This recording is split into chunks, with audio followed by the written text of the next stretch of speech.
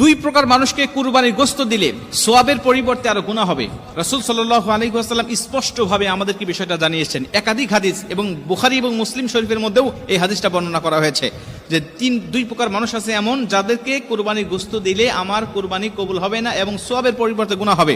এর প্রথম নম্বরে রয়েছে যারা কসাই, যারা গোশতটাকে বানায়, এই গোশতটাকে যারা কাটে, তাদেরকে মজুরি হিসাবে, পারিশ্রমিক হিসাবে আপনি গোশত দিতে পারবেন না।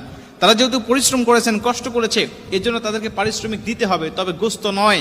আপনি তাদেরকে টাকা পয়সা বা অন্য কোনো চুক্তি তাদের আপনি দিতে পারবেন, কিন্তু ওই কুরবানির পশু থেকে আপনি তাকে কিছুই দিতে পারবেন না।